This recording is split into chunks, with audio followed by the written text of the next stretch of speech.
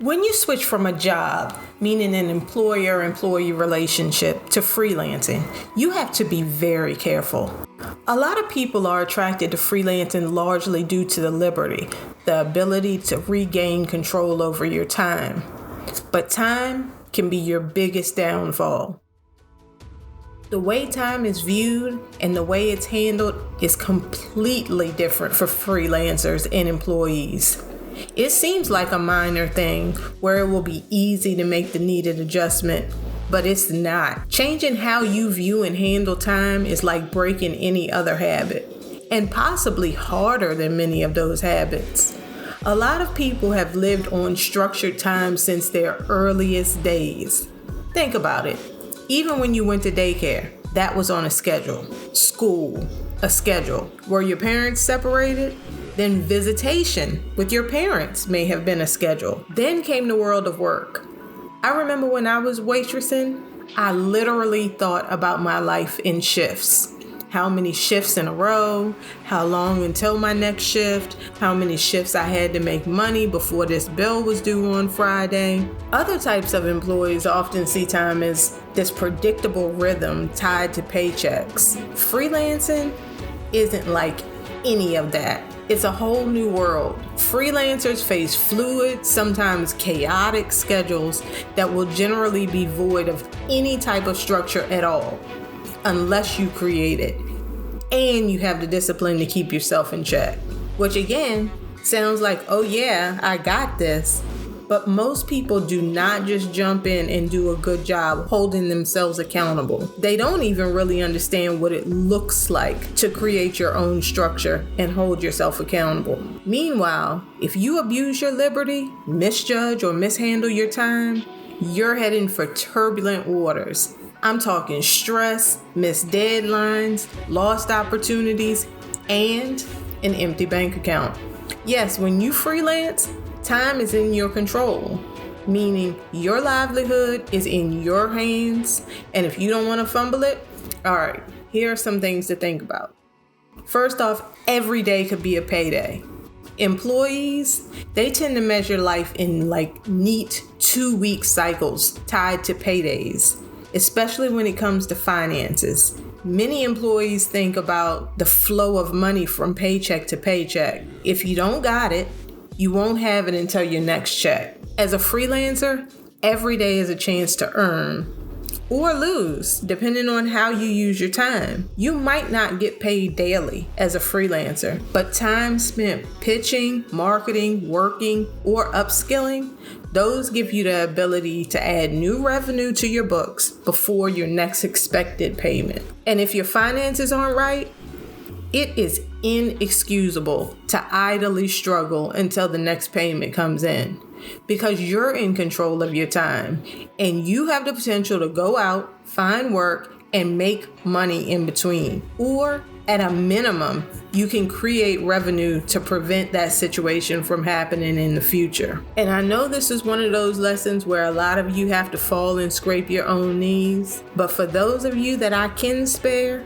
do not let procrastination creep in. You are setting yourself up if you treat work like it's optional.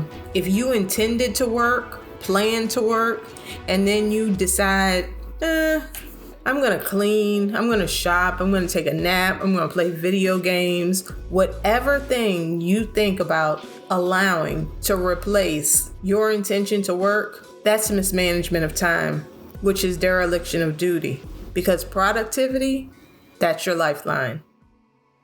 Employees have managers who set schedules and impose deadlines. Employees have supervisors who hover and micromanage to ensure things are getting done. As a freelancer, you won't have any of that structure. But the one thing you will have in common with employees is consequences if you don't work. If you set deadlines, require yourself to keep them. And if you have deadlines with your clients, most certainly keep them. You've probably heard a lot of freelancers say they get a lot of business from referrals, and referrals help keep their calendar full. Don't expect any of that if you blow deadlines. If you screw with people's time, especially if they're waiting for delivery from you because they have someone to answer to, you're going to bomb your business reputation. Deadlines are like the boss you don't have. They run the show. One mistake freelancers commonly make is underestimating how long something is going to take or how quickly they can make up for lost time when a deadline's approaching. Don't put yourself in that situation. You will regret it. Get to work, show up consistently, and when you have large projects, map them out in advance to determine how much you need to do per day so you can meet your deadlines. Schedules aren't religion in freelancing. Employees tend to get accustomed to the luxury of shifts, of set work hours. When you think freelancing, think fluid, because that's what your schedule is going to be like. There will be moments when you can set in times and out times for working, but be forewarned that there will be times when that luxurious system of having a schedule must be abandoned.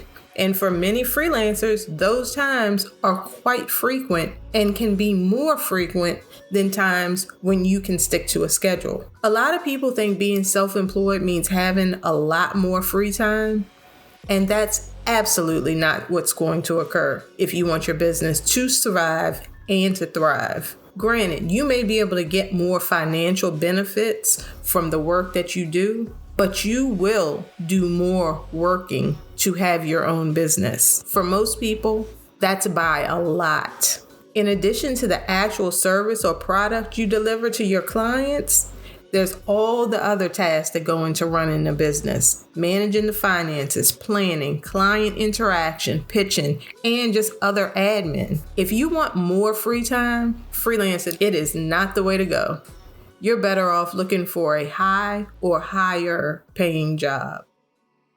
As a freelancer, your future is your inventory because your time is your commodity. Employees can be very present-minded.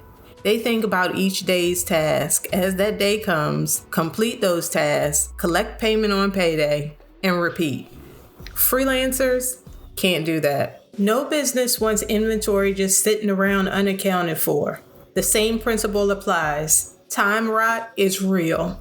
Freelancers have to think ahead, break down their future into blocks, and fill those blocks with projects, with pitching time, with networking. It's a major catastrophe awaiting if you work project to project, even week to week. If you have 3 clients filling your schedule for this week ahead, you can't wait until the weekend to start thinking about next week. Always have a pipeline of potential work lined up, even when you're busy. Don't get so caught up in your current workload that you forget to plant seeds for the future.